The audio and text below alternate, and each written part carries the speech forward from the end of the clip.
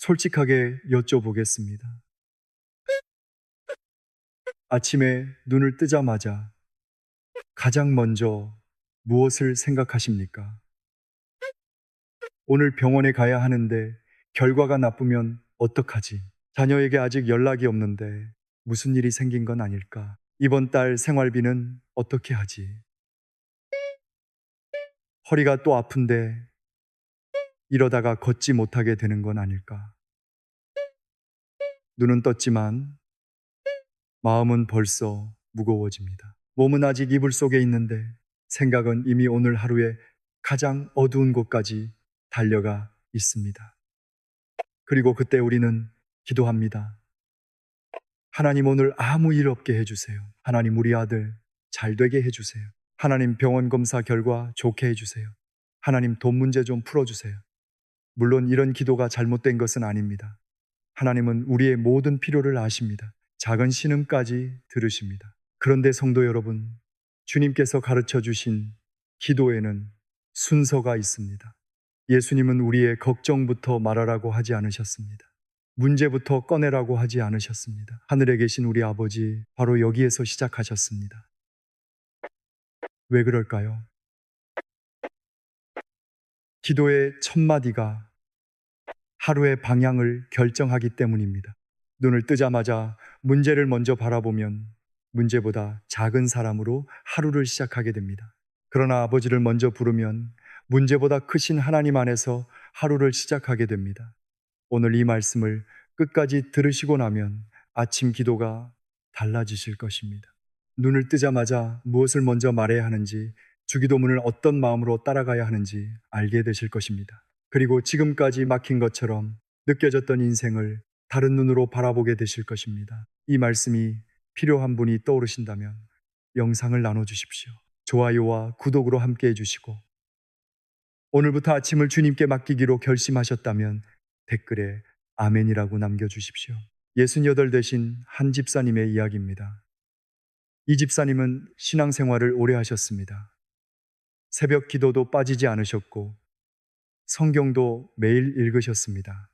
교회에서는 믿음 좋은 분으로 알려져 있었습니다. 그런데 이분에게는 아무도 모르는 아침 습관이 하나 있었습니다.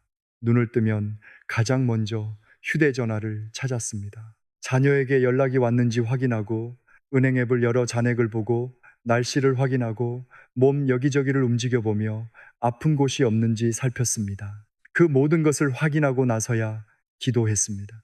기도를 시작할 때는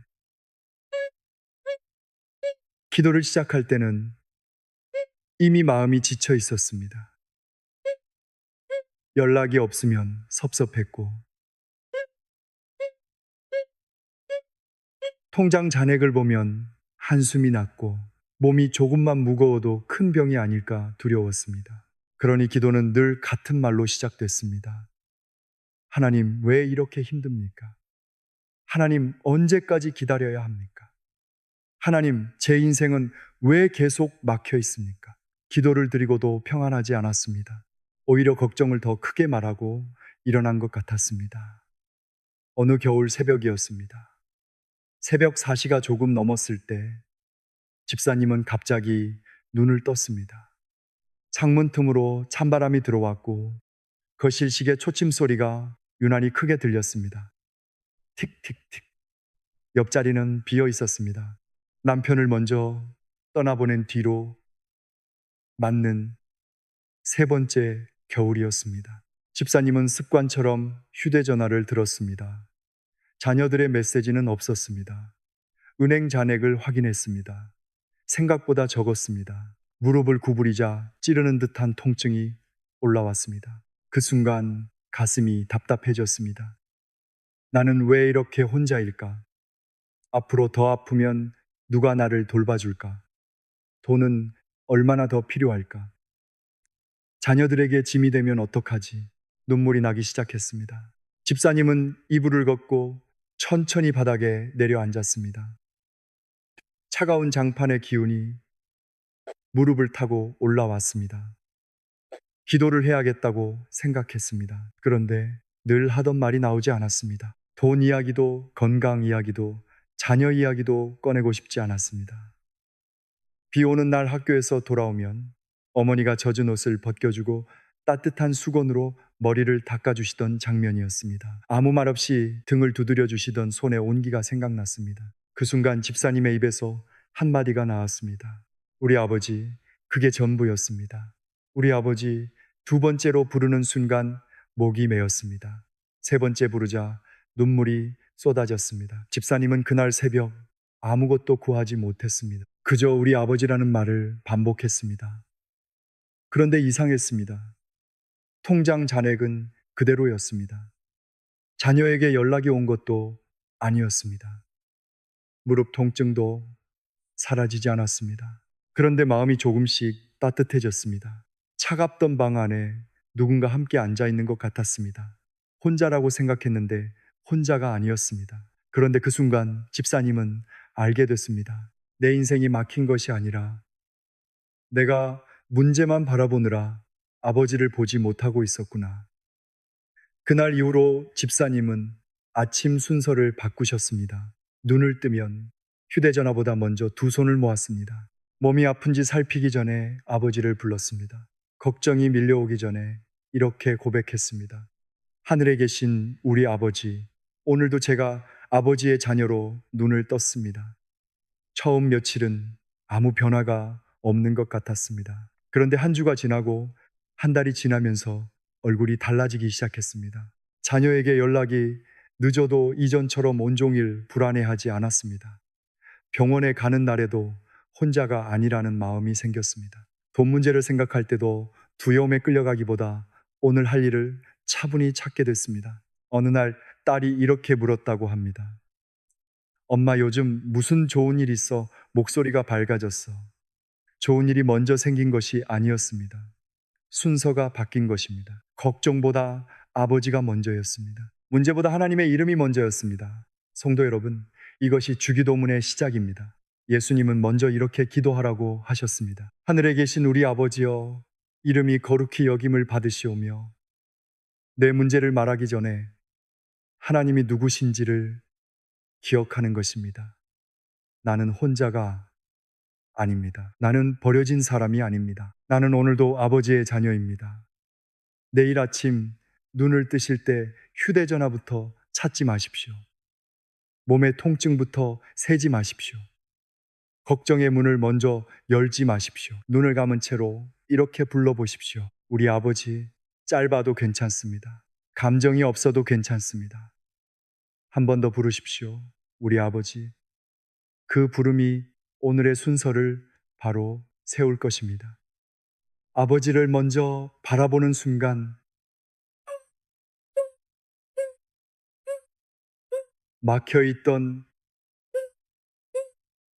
마음의 문이 열리기 시작할 것입니다. 성도 여러분, 주기도문의 첫 순서는 요청이 아닙니다. 예수님은 기도를 가르치시면서 무엇을 달라고 먼저 말씀하지 않으셨습니다. 병을 고쳐달라고도 길을 열어 달라고도 원수를 물리쳐 달라고도 하지 않으셨습니다. 하늘에 계신 우리 아버지여, 먼저 아버지를 부르게 하셨습니다. 로마서 8장 15절은 이렇게 말씀합니다. 너희는 다시 무서워하는 종의 영을 받지 아니하고 양자의 영을 받았으므로 우리가 아빠, 아버지라고 부르짖느니라. 종은 주인의 눈치를 봅니다. 잘못하면 쫓겨날까 두려워합니다. 일을 제대로 해야 인정받을 수 있다고 생각합니다. 그러나 자녀는 다릅니다. 넘어져도 아버지를 부릅니다. 잘못했을 때도 아버지께 돌아갑니다.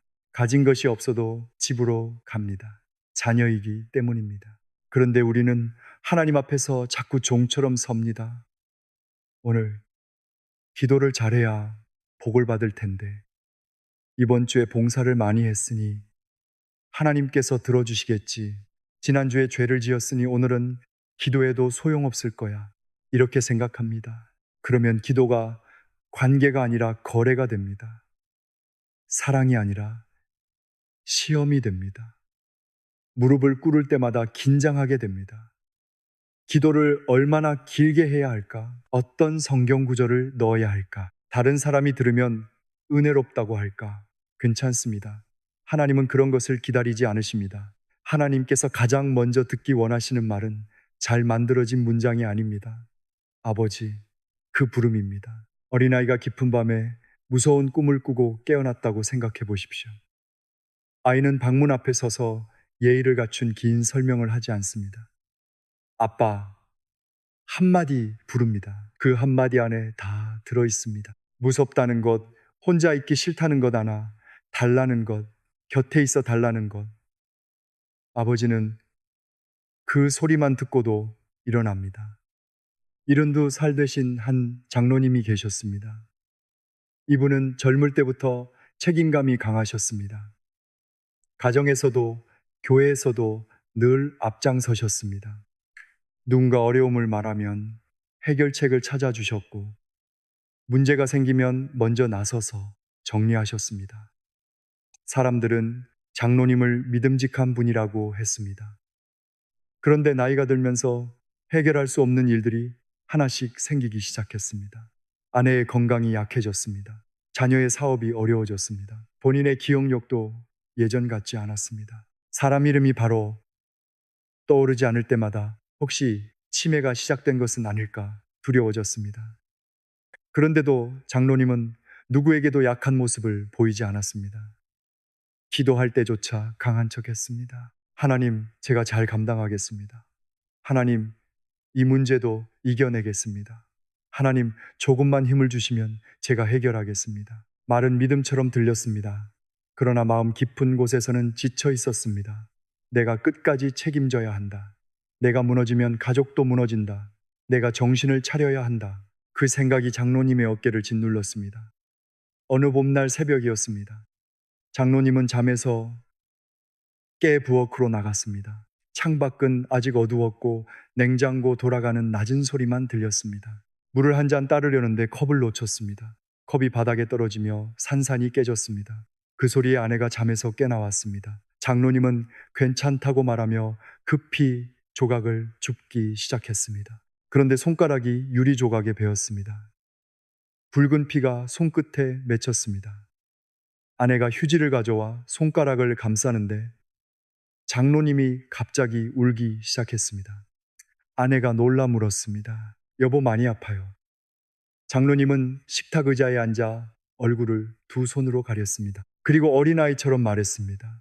나 너무 무서워. 아내는 아무 말 없이 장로님의 등을 쓸어주었습니다. 잠시 뒤 장로님은 식탁 앞에서 두 손을 모았습니다. 평소처럼 힘 있는 목소리가 나오지 않았습니다. 떨리는 목소리로 겨우 한마디를 했습니다. 아버지. 그 순간 또 눈물이 터졌습니다. 아버지, 저 이제 힘이 없습니다. 그게 전부였습니다. 내가 해결하겠다는 말도 없었습니다. 잘 감당하겠다는 약속도 없었습니다. 믿음 좋은 사람처럼 보이려는 표현도 없었습니다. 그저 아버지를 불렀습니다. 그런데 그 순간 장로님은 마음속에서 오래된 짐 하나가 내려가는 것을 느꼈습니다. 내가 이 집의 구원자가 아니구나. 내가 모든 것을 붙들고 있는 것이 아니구나. 나에게도 아버지가 계시는구나. 평생 다른 사람을 책임지며 살았던 분이 그날 새벽 처음으로 자신도 누군가의 자녀라는 사실을 받아들였습니다. 그날 이후로 장로님의 아침 기도는 달라졌습니다. 예전에는 눈을 뜨면 오늘 해결해야 할 일을 먼저 떠올렸습니다. 이제는 침대 가장자리에 앉아 이렇게 기도했습니다. 아버지, 오늘도 제가 아버지의 아들로 살게 해주십시오. 그 다음에는 주기도문의 두 번째 고백을 드렸습니다. 이름이 거룩히 여김을 받으시오며, 이 말은 하나님의 이름이 부족하니 우리가 더 거룩하게 만들어 드린다는 뜻이 아닙니다. 하나님은 이미 거룩하십니다. 이 기도는 오늘 내 삶을 통해 하나님의 이름이 드러나게 해달라는 고백입니다. 내 이름보다 하나님의 이름이 먼저입니다.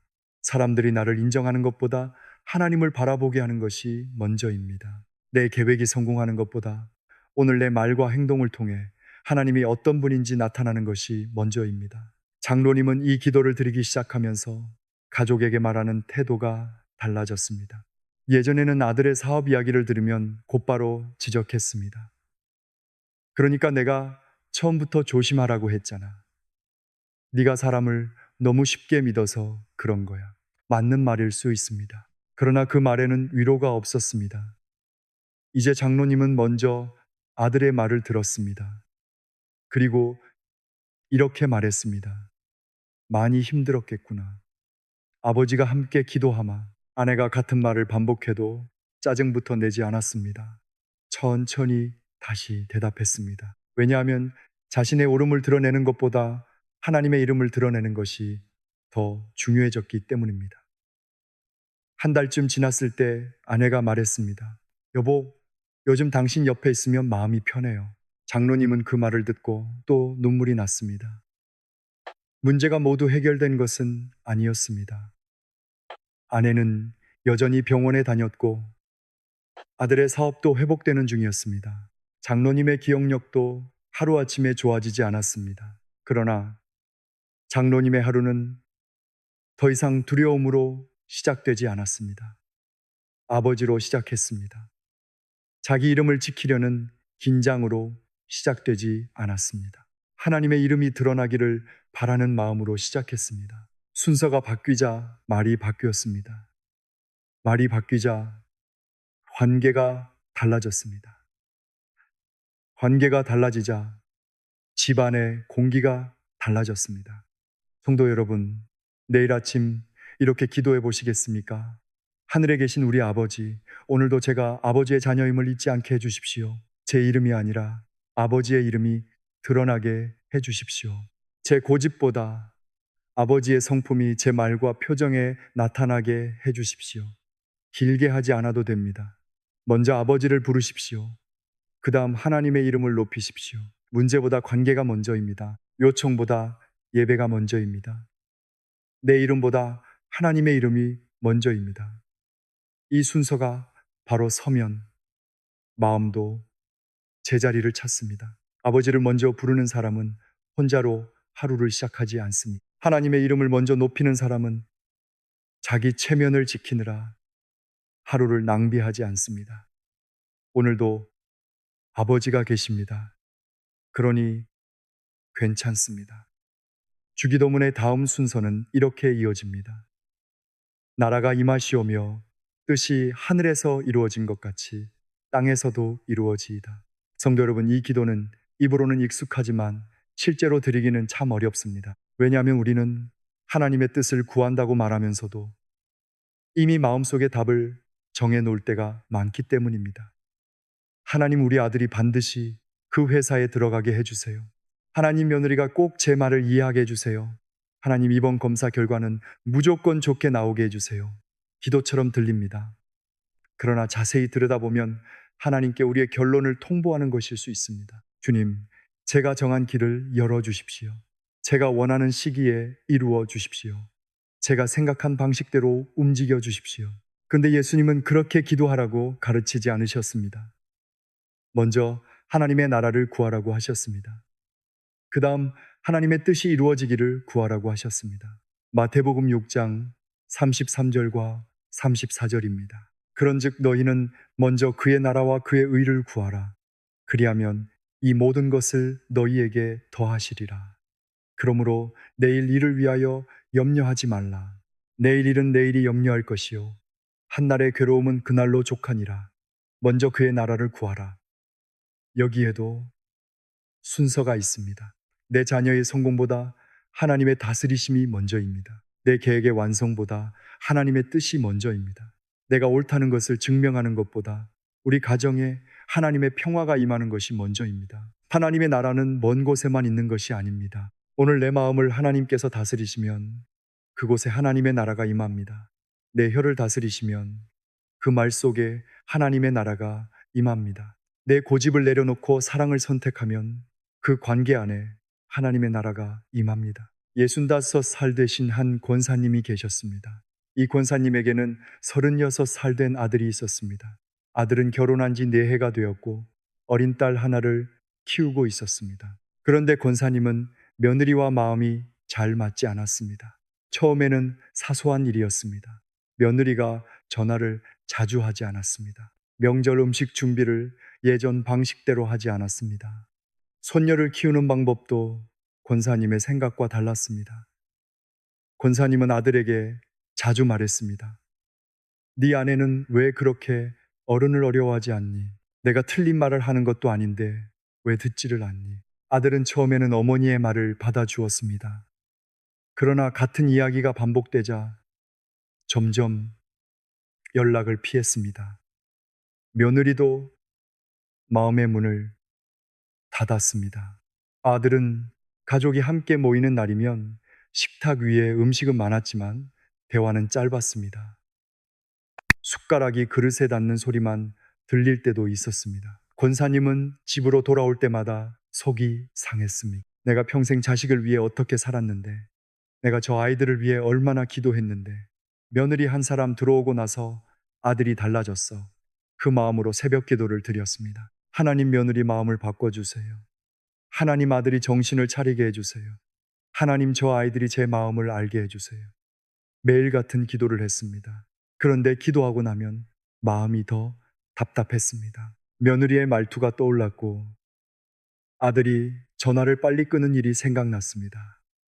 서운함이 점점 단단해졌습니다. 어느 날 새벽이었습니다. 비가 조용히 내리고 있었습니다. 교회 창문을 두드리는 빗소리가 일정하게 들렸습니다. 권사님은 늘 앉던 자리에서 무릎을 꿇었습니다. 그날도 며느리를 바꿔달라고 기도하려 했습니다. 그런데 입이 떨어지지 않았습니다. 대신 주기도문의 한 구절이 마음에 걸렸습니다. 뜻이 하늘에서 이루어진 것 같이 땅에서도 이루어지이다. 권사님은 그 말씀 앞에 오래 앉아 있었습니다. 그리고 마음속에서 이런 질문이 들리는 것 같았습니다. 네가 원하는 것은 무엇이냐? 며느리가 내 뜻대로 되는 것이냐? 아니면 이 가정에 내 뜻이 이루어지는 것이냐? 권사님은 대답할 수 없었습니다. 자신은 가정의 평화를 구한다고 생각했습니다. 그러나 사실은 며느리가 자기 방식대로 바뀌기를 원하고 있었습니다. 아들이 자신의 편을 들어주기를 바라고 있었습니다.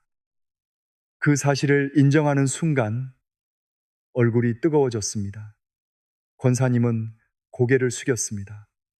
하나님, 제 뜻이 너무 강했습니다. 목소리가 떨렸습니다. 며느리를 바꿔 달라고만 했지, 저를 바꿔 달라고는 한 번도 기도하지 않았습니다. 눈물이 무릎 위로 떨어졌습니다. 빗소리는 계속 들렸고 새벽 예배당의 바닥은 차가웠습니다. 그런데 가슴 안에 단단하게 엉켜있던 것이 조금씩 풀리기 시작했습니다. 권사님은 그날 처음으로 이렇게 기도했습니다. 주님, 제 뜻보다 주님의 뜻이 먼저입니다. 우리 가정에 주님의 나라가 임하게 해주십시오. 제가 이기는 것이 아니라 사랑이 이기게 해주십시오. 그게 전부였습니다. 상황은 바로 달라지지 않았습니다. 며느리에게서 갑자기 전화가 온 것도 아니었습니다. 아들이 곧바로 사과한 것도 아니었습니다. 그러나 권사님의 반응이 달라지기 시작했습니다. 며느리가 전화를 짧게 해도 곧바로 섭섭함을 키우지 않았습니다. 아들이 바쁘다고 말하면 예전처럼 며느리 탓을 하지 않았습니다. 대신 이렇게 기도했습니다. 주님, 지금 제 마음을 다스려 주십시오. 며칠 뒤 권사님은 아들에게 전화를 걸었습니다. 아들아, 엄마가 네 아내 이야기로 너를 힘들게 했구나. 엄마가 미안하다. 아들은 한동안 아무 말이 없었습니다. 그리고 낮은 목소리로 대답했습니다. 엄마, 그런 말 처음 들어요. 권사님의 눈에 눈물이 맺혔습니다. 한 달쯤 지나 며느리가 손녀와 함께 집에 왔습니다. 현관문이 열리자 손녀가 할머니를 부르며 달려왔습니다. 권사님은 며느리의 손을 잡았습니다. 그동안 내가 너를 많이 힘들게 했지. 내가 옳다는 생각만 했던 것 같. 며느리의 눈도 붉어졌습니다. 두 사람의 모든 오해가 그날 한 번에 풀린 것은 아닙니다. 그러나 막혀 있던 문이 조금 열렸습니다. 하나님의 나라는 그렇게 임했습니다. 누가 이겼기 때문이 아니었습니다. 한 사람이 하나님의 다스리심을 받아들였기 때문입니다. 우리의 소원을 솔직하게 말씀드려도 됩니다. 아프면 낫게 해달라고 기도하십시오.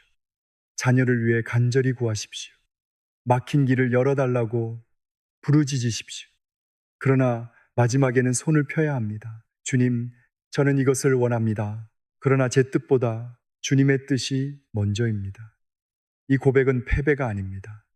하나님께서 나보다 더 멀리 보신다는 것을 믿는 것입니다. 내가 사랑하는 자녀를 하나님께서 나보다 더 사랑하신다는 것을 인정하는 것입니다. 내일 아침에는 이렇게 기도해 보십시오. 하늘에 계신 우리 아버지, 오늘 제 마음에 주님의 나라가 임하게 해 주십시오. 제 생각과 말과 선택을 다스려 주십시오. 제가 정한 답을 붙드는 것이 아니라 주님의 뜻을 따라가게 해 주십시오. 제가 이기는 하루가 아니라 사랑이 이기는 하루가 되게 해 주십시오. 눈을 뜨자마자 내 계획부터 붙들지 마십시오. 먼저 하나님의 나라를 구하십시오. 내가 원하는 결과보다 하나님의 뜻을 먼저 놓으십시오. 그러면 당장 모든 상황이 바뀌지 않아도 마음의 주인이 바뀝니다. 두려움이 주인 노릇하던 자리에 하나님께서 앉으십니다. 서운함이 다스리던 관계에 사랑이 들어옵니다. 그때 막혀있던 길이 열리기 시작합니다. 먼저 내 안에서부터 열립니다. 주기도문은 이제 우리의 필요를 향해 나아갑니다. 오늘 우리에게 일용할 양식을 주시옵고, 성도 여러분, 예수님은 평생 먹을 양식을 한꺼번에 달라고 가르치지 않으셨습니다. 내년까지 필요한 모든 것을 미리 쌓아두게 해달라고 하지도 않으셨습니다. 오늘의 양식입니다. 여기에는 깊은 뜻이 있습니다. 하나님은 우리에게 오늘을 살 은혜를 주십니다. 오늘 견딜 힘을 주시고, 오늘 필요한 지혜를 주시며, 오늘 넘어지지 않도록 붙들어 주십니다. 그런데 우리는 오늘 아침에 내일의 걱정까지 끌어안습니다. 다음 달 병원비는 어떻게 하지? 내년에는 몸이 더 약해지면 어떡하지? 자녀가 계속 저 상태로 살면 어떻게 하지? 내가 혼자 남으면 누가 나를 돌봐줄까? 아직 오지도 않은 날의 짐을 오늘 어깨에 올립니다. 그러니 무거울 수밖에 없습니다. 마태복음 6장 34절에서 예수님은 이렇게 말씀하셨습니다. 그러므로 내일 일을 위하여 염려하지 말라. 내일 일은 내일이 염려할 것이요. 한날의 괴로움은 그날로 족하니라. 오늘의 괴로움은 오늘로 족합니다. 내일의 무게는 내일 주시는 은혜로 감당하면 됩니다. 하나님은 내일의 은혜를 오늘 한꺼번에 주시지 않을 때가 많습니다. 대신 오늘의 은혜를 주십니다. 일용할 양식은 반만을 뜻하지 않습니다. 오늘 필요한 인내도 양식입니다. 병원 결과를 기다리는 동안 무너지지 않을 평안도 양식입니다.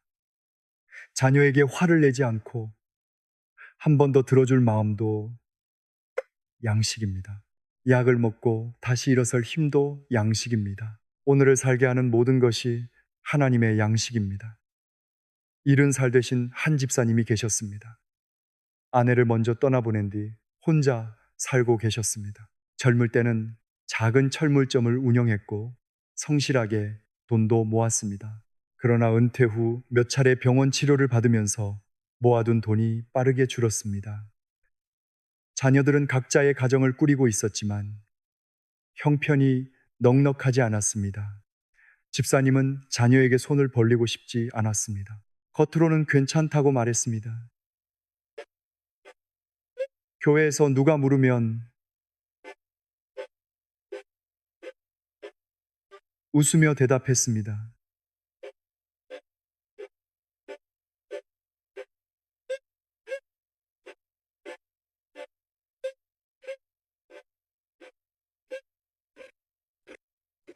하지만 밤이 되면 통장을 꺼내보았습니다. 남은 돈을 계산하고 병원비를 적고 관리비와 약값을 뺀 뒤 한숨을 쉬었습니다. 앞으로 몇 년을 더 살아야 하나? 돈이 먼저 떨어지면 어떡하나? 몸이 더 아프면 어떻게 하나? 걱정은 꼬리를 물었습니다. 어느 날 정기검진을 받았는데 의사가 추가 검사를 해보자고 했습니다. 큰 문제가 있다는 말은 아니었습니다. 그런데 집사님의 귀에는 다른 말이 들렸습니다. 이제 시작이구나. 큰 병이면 어떡하지? 수술이라도 해야 하면 돈은 어디서 구하지? 그날 밤 집사님은 거의 잠을 이루지 못했습니다. 새벽 5시가 가까워질 무렵 부엌으로 나왔습니다. 형광등을 켜지 않고 식탁 옆 작은 불만 켰습니다. 희미한 노란빛이 식탁 한쪽을 비추고 있었습니다. 바닥은 차가웠습니다. 보일러가 아직 돌지 않아 양말을 신은 발끝까지 서늘했습니다. 집사님은 컵에 미지근한 물을 따랐습니다. 그런데 손이 떨려 물이 식탁 위로 조금 흘렀습니다. 그 작은 물자국을 바라보는데 갑자기 눈물이 났습니다. 내가 이렇게 약해졌구나. 집사님은 의자에 앉아 고개를 숙였습니다. 평소처럼 담대한 기도를 드리고 싶었습니다. 하나님 검사 결과가 아무 문제 없게 해 주십시오. 그런데 말이 나오지 않았습니다. 대신 주기도문의 한 구절이 마음에 떠올랐습니다. 오늘 우리에게 일용할 양식을 주시옵고. 집사님은 그 말씀을 천천히 입술로 따라했습니다. 오늘 우리에게, 오늘 그 단어가 마음에 남았습니다. 집사님은 자신이 지금까지 오늘의 힘을 구한 것이 아니라 몇 년 뒤의 안전을 한꺼번에 구하고 있었다는 것을 깨달았습니다. 오늘 검사하러 갈 힘도 아직 받지 않았는데 몇 년 뒤 병원비까지 걱정하고 있었습니다. 그 순간 집사님은 이렇게 기도했습니다.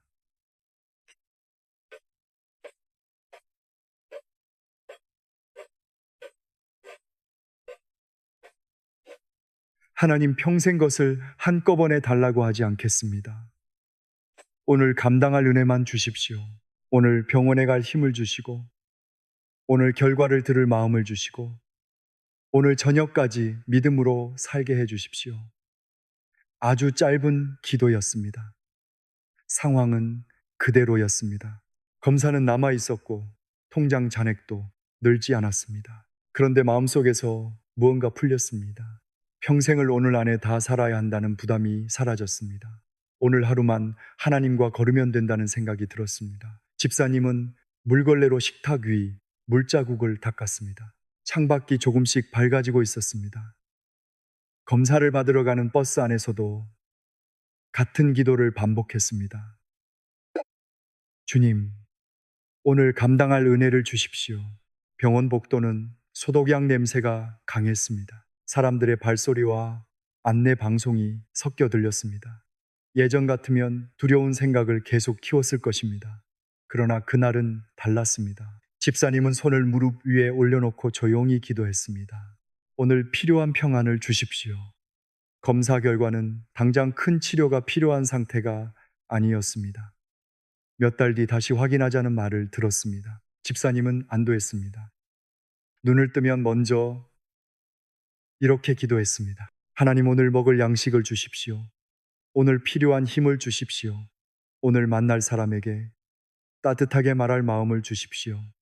그러자 하루가 단순해졌습니다. 밥 한 끼가 감사해졌습니다. 햇볕 좋은 날 동네를 걷는 것이 은혜가 됐습니다.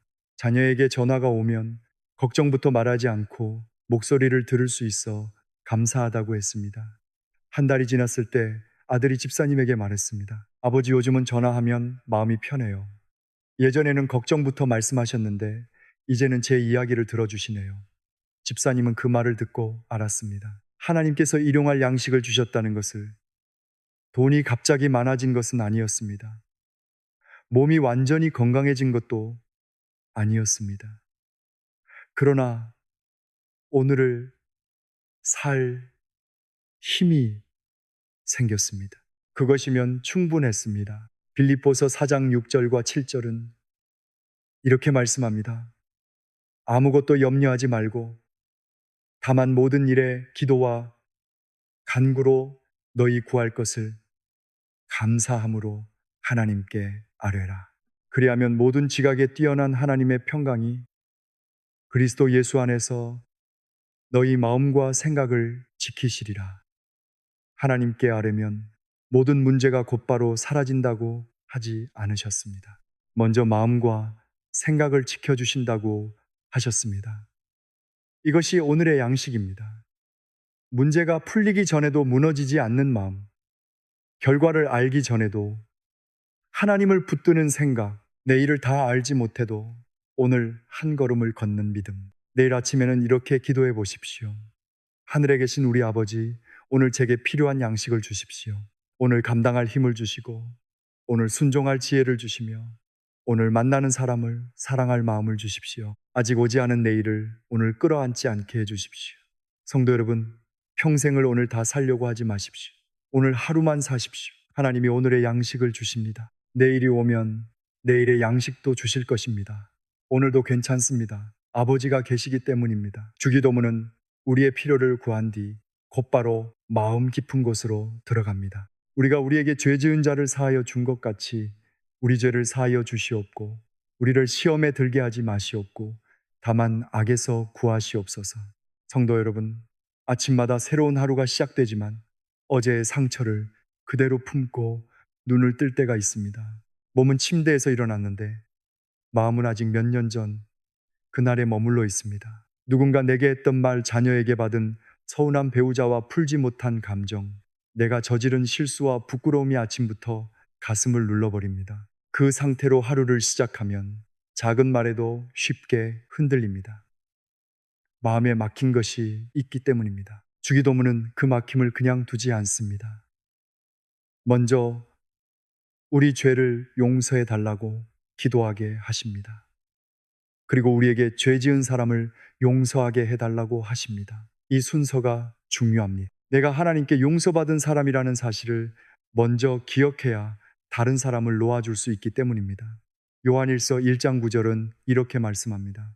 만일 우리가 우리 죄를 자백하면 그는 미쁘시고 의로우사 우리 죄를 사하시며 우리를 모든 불의에서 깨끗하게 하실 것이요. 하나님은 숨기라고 하지 않으십니다. 자백하라고 하십니다. 잘못을 합리화하지 말고 다른 사람 탓으로 돌리지 말고 있는 그대로 가져오라는 것입니다. 하나님, 제가 틀렸습니다. 제가 너무 날카롭게 말했습니다. 제가 사랑보다 자존심을 붙들었습니다. 저를 용서해 주십시오. 이렇게 고백하면 됩니다. 회개는 자신을 미워하는 일이 아닙니다. 아버지께 돌아가는 일입니다. 그리고 용서는 상대방이 옳았다고 인정하는 것도 아닙니다. 받은 상처가 아무것도 아니었다고 말하는 것도 아닙니다. 용서는 그 사람을 심판하는 자리에 내가 더 이상 앉지 않겠다는 고백입니다. 주님, 이 일을 주님의 손에 맡깁니다. 저 사람 때문에 오늘까지 무너지지 않겠습니다. 이런 내 되신 한 권사님이 계셨습니다. 권사님에게는 46살 된 딸이 하나 있었습니다. 두 사람은 원래 아주 가까웠습니다. 딸은 결혼한 뒤에도 거의 매일 전화를 했고 손주를 데리고 자주 찾아왔습니다. 권사님도 딸의 집에 반찬을 만들어 가져다 주며 살뜰히 돌보았습니다. 그런데 3년 전 작은 말다툼이 큰 싸움이 됐습니다. 딸이 아이를 키우는 문제로 고민을 털어놓았는데 권사님이 이렇게 말했습니다. 그러게 엄마가 처음부터 그렇게 하지 말라고 했잖니. 네가 고집을 부리니까 일이 이렇게 된 것 아니야. 딸은 그날 많이 지쳐 있었습니다. 위로를 받고 싶었는데 꾸중을 들었다고 느꼈습니다. 딸이 차갑게 대답했습니다. 엄마는 왜 항상 내가 틀렸다고만 해? 엄마한테 말하면 더 힘들어. 그 말에 권사님의 마음도 상했습니다. 내가 너를 위해 평생 어떻게 살았는데 그런 말을 하니. 두 사람은 서로 목소리를 높였습니다.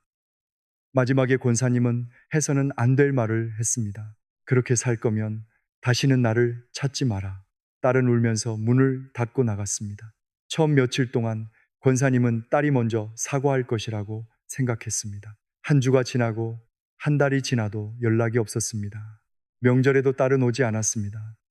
손주의 사진도 더 이상 받을 수 없었습니다. 권사님은 속으로 딸을 원망했습니다. 아무리 그래도 딸이 어떻게 엄마에게 이럴 수 있나? 내가 먼저 전화하면 내가 잘못한 사람이 되는 것 아닌가? 교회에서는 밝게 웃었습니다. 예배도 드리고 봉사도 했습니다. 그러나 집에 돌아와 불을 끄면 딸의 마지막 표정이 떠올랐습니다. 그렇게 3년이 흘렀습니다. 어느 가을 새벽이었습니다. 권사님은 꿈에서 손주의 목소리를 들었습니다. 할머니, 눈을 뜨자 방 안은 캄캄했습니다. 창문 밖에서 바람에 마른 잎이 긁히는 소리가 들렸습니다. 권사님은 베개 옆을 더듬어 휴대전화를 찾았습니다. 화면을 켜자 오래전 손주 사진이 보였습니다. 사진 속 아이는 이를 드러내며 웃고 있었습니다. 권사님의 가슴이 무너졌습니다. 보고 싶었습니다. 딸도 보고 싶었습니다. 그러나 서운함이 먼저 올라왔습니다. 왜 내가 먼저 해야 하지? 그때 마음속에 주기도문의 말씀이 떠올랐습니다. 우리가 우리에게 죄 지은 자를 사하여 준 것 같이 우리 죄를 사하여 주시옵고. 권사님은 이불을 걷고 바닥에 내려 앉았습니다. 무릎이 시렸습니다. 손에 쥔 휴대전화 화면이 어두운 방 안에서 희미하게 빛났습니다.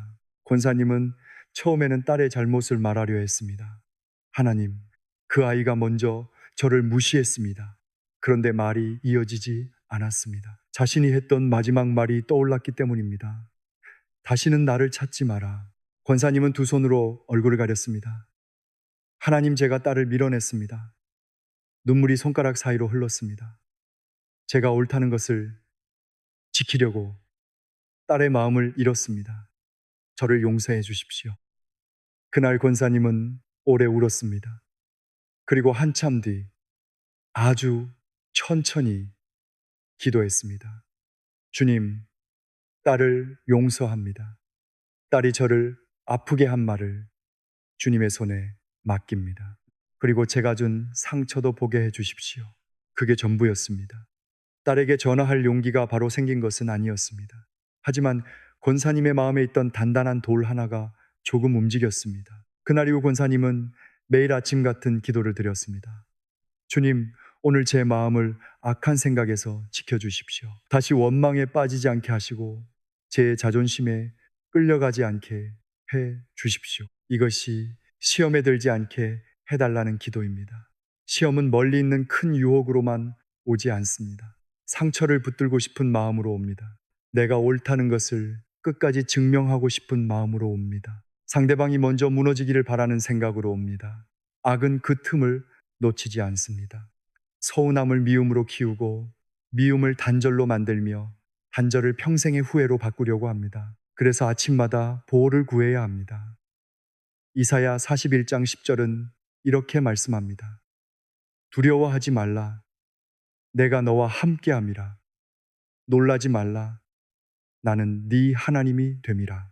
내가 너를 굳세게 하리라. 참으로 너를 도와주리라. 참으로 나의 의로운 오른손으로 너를 붙들리라. 하나님이 우리를 붙드십니다. 원망으로 다시 넘어지지 않도록 붙드시고 두려움 때문에 사랑을 포기하지 않도록 붙드십니다.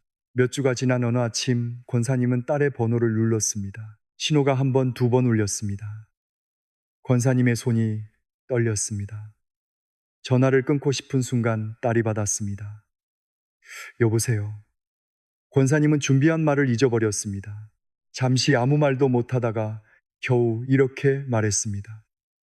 엄마가 미안하다. 전화기 너머로 조용한 숨소리가 들렸습니다. 딸도 울고 있었습니다. 두 사람의 3년이 한 통의 전화로 모두 회복된 것은 아닙니다. 다시 조심스럽게 대화해야 했고 오래된 상처를 하나씩 풀어야 했습니다. 그러나 문은 열렸습니다. 무엇보다 권사님의 마음이 먼저 자유로워졌습니다. 성도 여러분, 용서는 상대방을 풀어주기 전에 나를 묶고 있던 줄을 끊는 일입니다. 내일 아침에는 이렇게 기도해 보십시오. 하늘에 계신 우리 아버지, 제 죄를 숨기지 않게 해주십시오. 제가 잘못한 것을 깨닫게 하시고 깨끗하게 씻어주십시오. 저를 아프게 한 사람을 주님의 손에 맡깁니다. 오늘 원망과 두려움과 악한 생각에 끌려가지 않도록 저를 붙들어 주십시오. 어제의 상처를 들고 오늘을 시작하지 마십시오. 아버지께 내려놓으십시오. 용서받고 용서하며 보호를 구하십시오. 그러면 막혀있던 마음에 길이 생깁니다. 그 길로 평안이 들어옵니다. 성도 여러분, 이제 주기도문의 아침 순서를 한 번 더 마음에 새겨보겠습니다. 눈을 뜨자마자 걱정부터 세지 마십시오. 휴대전화를 먼저 들여다보지 마십시오. 통장 잔액을 확인하기 전에, 몸의 통증을 살피기 전에, 자녀의 소식을 기다리기 전에 아버지를 먼저 부르십시오.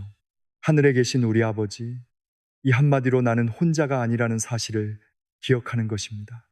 오늘도 버려진 사람이 아니라 하나님의 자녀로 눈을 떴다는 고백입니다. 그 다음 이렇게 기도하십시오. 이름이 거룩히 여김을 받으시오며 오늘 내 이름을 높이려 하지 않겠습니다. 내가 옳다는 것을 증명하려고 사랑을 잃지 않겠습니다. 내 말과 표정을 통해 아버지의 성품이 드러나게 해 주십시오. 그리고 하나님의 나라와 뜻을 구하십시오. 나라가 임하시오며 뜻이 하늘에서 이루어진 것 같이 땅에서도 이루어지이다. 내 계획보다 주님의 다스리심이 먼저입니다. 내 자녀가 내 생각대로 사는 것보다 하나님의 손에 붙들리는 것이 먼저입니다. 내가 원하는 결과보다 주님의 선한 뜻이 먼저입니다. 그 다음 오늘의 양식을 구하십시오. 오늘 우리에게 일용할 양식을 주시옵고 평생 필요한 것을 한꺼번에 달라고 하지 않아도 됩니다. 오늘 견딜 힘을 구하십시오. 오늘 필요한 지혜를 구하십시오. 오늘 만나는 사람을 사랑할 마음을 구하십시오. 내일의 짐까지 오늘 들지 마십시오. 오늘은 오늘의 은혜로 충분합니다. 그리고 어제의 죄와 상처를 내려놓으십시오. 우리 죄를 사하여 주시옵. 하나님, 제가 잘못한 말을 보게 해 주십시오. 제 고집과 교만을 용서해 주십시오. 저를 아프게 한 사람도 주님의 손에 맡깁니다. 용서는 상대방의 행동을 옳다고 인정하는 일이 아닙니다. 그 상처가 오늘의 주인이 되지 못하게 하는 것입니다. 마지막으로 보호를 구하십시오. 우리를 시험에 들게 하지 마시옵고 다만 악에서 구하시옵소서. 오늘 제 마음을 원망에서 지켜주십시오. 두려움에 끌려가지 않게 하시고 조급함 때문에 잘못된 말을 하지 않게 해주십시오. 이 순서입니다. 아버지 예배, 하나님의 나라, 하나님의 뜻, 오늘의 양식, 용서, 보호. 이 순서를 따라가면 기도가 달라집니다. 기도만 달라지는 것이 아닙니다. 하루를 바라보는 눈이 달라집니다. 68 집사님은 휴대전화보다 아버지를 먼저 불렀습니다. 72살 장로님은 모든 것을 책임져야 한다는 짐을 내려놓고 자신도 아버지의 아들이라는 사실을 받아들였습니다. 65 권사님은 며느리를 바꿔달라는 기도에서 자신을 다스려달라는 기도로 돌아섰습니다. 70살 집사님은 먼 미래의 두려움 대신 오늘 감당할 은혜를 구했습니다. 그리고 74 권사님은 3년 동안 붙들고 있던 상처를 내려놓고 먼저 미안하다는 말을 건넸습니다. 이분들의 형편이 하루아침에 완벽해진 것은 아닙니다. 그러나 순서가 바뀌었습니다. 문제보다 아버지가 먼저였습니다. 내 뜻보다 하나님의 뜻이 먼저였습니다. 내일의 걱정보다 오늘의 은혜가 먼저였습니다. 상대방의 잘못보다 내 마음을 살피는 일이 먼저였습니다. 그때 막혀있던 마음에 길이 생겼습니다. 사랑하는 성도 여러분, 눈 뜨자마자 주기도문을 드린다는 것은 주문처럼 문장을 반복하는 것이 아닙니다. 주님께 하루의 첫 자리를 내어드리는 것입니다. 하루의 첫 생각을 하나님께 드리고 첫 두려움을 하나님께 맡기며 첫 결정을 하나님의 뜻 아래 두는 것입니다. 처음에는 아무 느낌이 없을 수도 있습니다. 괜찮습니다. 입술로 먼저 시작하십시오. 마음은 조금 늦게 따라올 수 있습니다. 오늘 한번 드리고 내일 또 드리십시오. 그날 이후로 달라질 것입니다. 상황보다 먼저 마음이 달라지고 마음이 달라지면 말이 달라집니다. 말이 달라지면 관계가 달라지고 관계가 달라지면 막혔다고 생각했던 삶 속에서도 하나님이 이미 길을 내고 계셨음을 보게 됩니다. 이제 함께 기도하겠습니다. 눈을 감으시고 마음으로 따라해 보십시오. 하늘에 계신 우리 아버지, 오늘도 아버지의 자녀로 눈을 뜨게 하시니 감사합니다. 아버지의 이름이 제 삶을 통해 거룩히 여김을 받게 해주십시오. 제 고집이 아니라 아버지의 사랑이 드러나게 하시고 제 말과 표정 속에 주님의 향기가 나타나게 해주십시오. 오늘 제 마음에 하나님의 나라가 임하게 해주십시오. 두려움과 염려가 다스리지 못하게 하시고 주님의 뜻이 제 생각과 가정과 모든 관계 속에 이루어지게 해주십시오. 오늘 필요한 양식을 주십시오. 오늘 감당할 힘을 주시고 오늘 순종할 지혜를 주시며 아직 오지 않은 내일을 미리 두려워하지 않게 해주십시오. 제가 지은 죄를 용서해 주십시오. 사랑보다 자존심을 앞세웠고 상처받았다는 이유로 다른 사람에게 상처를 주었습니다. 저를 깨끗하게 씻어 주십시오. 저를 아프게 한 사람을 주님의 손에 맡깁니다. 제 힘만으로 용서하기 어려우니 주님의 마음을 부어 주십시오. 오늘 시험에 들지 않게 하시고 악에서 구해 주십시오. 원망과 두려움과 조급함에서 지켜 주시며 어디를 가든 아버지의 손을 놓치지 않게 해 주십시오. 오늘 하루도 아버지께 맡깁니다. 예수님의 이름으로 기도드립니다. 아멘.